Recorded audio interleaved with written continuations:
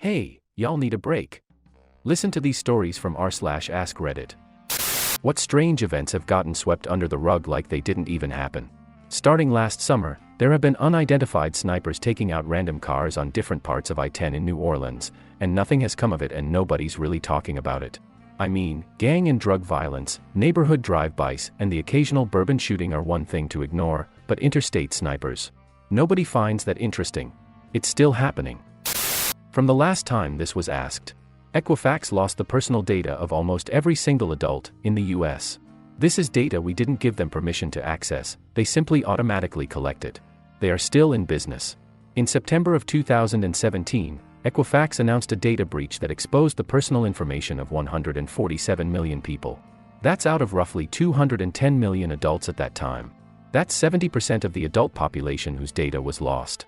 That's more than likely every single household in the US. In my hometown there was some sort of audit and it found that $8 million of taxpayer money was missing. It's a conspiracy now. Edit, all the Reddit attention got me interested in this situation again. Here's a link. $7 million spent on life insurance policies for employees. In my hometown, the police chief was accused of having adult relations with an underage girl. The father of the girl was one of the officers on the force. He was later found dead near the property of the chief. People believe he was there to confront the chief about the relations. 9/11 happened, and the attention of the public got focused on the nation's tragedy. He is now the mayor. The wife of the Church of Scientology leader, David Miscavige, Shelley Miscavige, has not been seen in public since August 2007. She was reported as missing to the police at that time, but they said that she had been found and they closed the case. She has not been seen since. After 15 years of no contact or sightings, it's hard to believe she's alive. Scientology would have the resources to lock her up for that long of a period. It's certainly plausible. The Las Vegas shooting. The worst mass shooting in America's history. Dozens dead. Hundreds injured. No one has any idea why this random dude stockpiled weapons and went on a mass murder spree. Or why he ended when he did. We all just collectively went, I guess we'll never know, and then forgot about it. $128 billion went missing in my country. It is talked about for about 3 months here. Edit, it's Turkey. $500 billion. South Africa. Borrowed from the IMF for COVID. It evaporated. It will never be seen again. But I bet the taxpayers are gonna have to pay it back. The Phoenix Lights.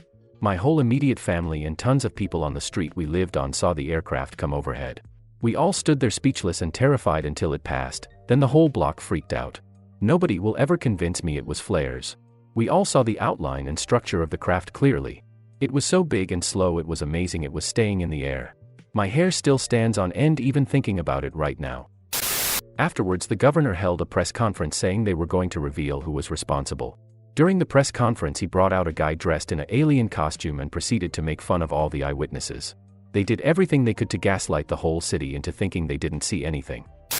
Several nuclear weapons the US Department of Defense straight up lost. If I remember correctly, they're highly confident that they were lost at sea and are rusting away harmlessly at the bottom of the ocean. However, I also remember reading that the Soviet Union lost track of a few during the collapse and we genuinely have no idea where they could be, so that's fun. Robinhood shutting off the buy button to stop GameStop's price from climbing. I was thinking more about how Robinhood's crappy customer service and general practices led to a 17-year-old committing suicide, when he was erroneously told he owed someone a few $100,000, and no one from the app responded to all his panicked messages and calls. Then after he died, Robinhood sent him a message saying, "Oh, yeah, computing/accounting error. Our bad. LOL." Kind of random, but last summer it got to be 50 degrees Celsius in Greater Vancouver, BC, highest recorded temperature in Canada ever, and the next day the city of Lytton burned down. It was a phenomenon called a heat dome. It was really scary because no one ever thought it could get that hot here, and a ton of people died because only about 60% of places have AC. It was one of the scariest things I've ever been through. No one talks about it at all anymore and that is terrifying to me. Edit, I have been reminded numerous times that Lytton is not Greater Vancouver. Temps in Greater Vancouver were measured in the mid-40s but with humidity it felt more like 50. I stand corrected. Extreme weather nonetheless, especially as many places like kitchens and warehouses do not have AC and temps in those places skyrocketed. My townhouse in South Surrey measured in the upper 40s on the top floor. I also have had several people tell me that this is still discussed by people in their lives. I was just stating that I don't hear of it at all, personally. Second edit, There is literally a story about the heat dome/Lytton on Global News today. LOL. There were a bunch of reports about mass aquatic life deaths too, that the stench of rot anywhere near the water was unbearable. That summer prompted us to finally buy an air conditioner, because I'll bet you, 3 months or so from now, it'll happen again. Man in gimp suit terrorizing villagers. He's back again. Describing her attack, she said the man was fully covered in the suit and was coming towards me and was touching his groin, grunting and breathing heavy. In the latest reported incident, a couple claimed they were watching TV when they noticed a masked man lying in their garden watching them through the French doors. F that guy. Even though he hasn't technically hurt anyone yet, that crap's not funny at all. I think my heart would literally explode if I experienced something like that in real life. Not effing cool, man. The financial panic of 2008 was triggered by a $550 billion drawdown of money market accounts in the USA about 11 a.m. on Thursday, September 15, 2008. It was an electronic run on the banks. Had they not closed down the money market accounts immediately, the Treasury estimated that by 2 p.m. that afternoon, $5.5 trillion would have been withdrawn and the entire economy of the United States would have collapsed, and within 24 hours the world economy would have collapsed. Who did the initial $550 billion drawdown? This info was put in the memory hole, and the press does not discuss it. The Wikipedia article Global Financial Crisis in September 2008 has only the following sentence: by the morning of September 18, money market sell orders from institutional investors totaled $500 billion, out of a total market capitalization of $4 trillion, but a $105 billion liquidity injection from the Federal Reserve averted an immediate collapse. Here are the quoted sources. The floods on the east coast of Australia. Super recently, we experienced 1,000 milliliters of rain in less than a day. Whole towns have been wiped out, there are landslides and people are still missing. There are no supplies, no food, no fuel, no electricity, and no water. They are still finding bodies, and there are still people stranded on cliff faces and mountains that could collapse any minute. If you drive through Lismore NSW right now, everyone's belongings are all in piles larger than the houses on the street. There is sewage and toxic waste covering thousands of square meters. Civilians have had to rescue people from bridges, off roofs and off mountains, risking their lives while suffering their losses to save others that are in a worse position. Thousands of civilians have been donating their own money, time, and resources to help those in need.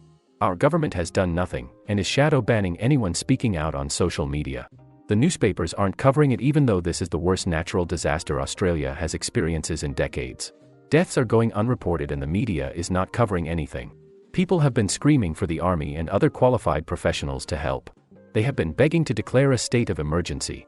It's taken 6 days for our Prime Minister to speak on this, and today he posted on Instagram some very staged images of the military helping. These photos show the army in clean clothes, pretending to do tasks and pretending to help. The army was literally instructed to go down there, get some pictures and leave. People literally have been taking photos of them getting photos done with ring lights and other professional lighting equipment. When civilians asked for their help, they said that's not our duty and went back to scrolling on their phones. It's a disgusting response from our government, and probably the most blatant sweep under the rug I've ever seen. Metcalf sniper attack. On a random day in 2013, somebody in California decided to go underground and cut phone lines. 30 minutes later, professional snipers sprayed the Metcalf power substation for 20 minutes. They severely damaged all transformers and cost the company $15 million. Literally a minute before the police arrive, the snipers began fleeing. How did they get in? Why were they so emboldened to shoot for 20 darn minutes? What were their motivations? And why run away right before the police car arrived? To this day, no one knows who these guys are. No fingerprints were found. We tend to take things like infrastructure for granted, and it's events like this that make me feel queasy because the perpetrators got off scot-free, and probably paved the path for future copycats around the country. The New York District Attorney, Alvin Bragg, no longer charges armed robbery as a felony. It's now misdemeanor petite larceny, meaning that an armed robber won't even lose his right to carry a weapon if he gets caught and convicted. Edit, should be petit larceny, not petite. I saw a news report about people attacking and eating people like they were zombies. 12 hours later, nothing about it, not even a retraction. This was about 12 years ago. I just figure they fixed zombies really fast. I remember this. I think, if I remember correctly, it was bath salt related. Guards in a prison melted a mentally disabled prisoner's skin off with hot water. Darren Rainey. They say his death was accidental, stemming from his heart problems. What's a good trigger to someone with heart problems? Being locked in a boiling shower. There's no way they can admit that his body was covered in third-degree burns and then say it was accidental in the same breath. It makes me sick to my stomach knowing what they did to him, and that so many other people face the same treatment. The anthrax attack straight after 9/11. Seemingly unconnected and no one was ever charged, from memory. Largely forgotten. I was 10 when this happened and my father was a letter carrier with USPS. This was so scary to me. I remember begging my dad to quit. They all wore gloves and masks, but the mail must be delivered, so there was no break in service. Then just one day they stopped wearing gloves and masks, and he said that everything was okay. I asked if the guy who did it was in jail, and when he said no, I pleaded with him to still wear the gloves. I don't think he did though. I had so many nightmares I never told my parents about, and I still have them every couple of years. Sometimes when I bring this event up to people my age, they don't even remember what I'm talking about. It's crazy how one day we all just dropped it. There's a mysterious neurodegenerative disorder identified in 2019 that is only found within New Brunswick. It has symptoms similar to Creutzfeldt-Jakob disease, or mad cow disease, but it isn't caused by prions. They have no idea what causes it. So far, almost 50 people have the disease and 6 have died. The youngest affected was only 18. The provincial government is pushing back on research efforts and transparency, and have essentially cut aid from federal and international investigation efforts. Since then, they've started discrediting patients and their families. It's a really puzzling and worrisome situation. Here are some more resources. Personally, I think the Irving oligarchs who own this province have something to do with it. Who knows? Scary times in the Maritimes. I am pretty surprised how no one really reacted when the Navy and Pentagon said UFOs were real and we don't know what they are, or have anything that can really match and fight them. Not saying it's aliens, and UAP instead of UFO. Not necessarily strange but terrifying. Since the 80s there has been a group of Christian anti-nuclear pacifists called the Plowshare Movement.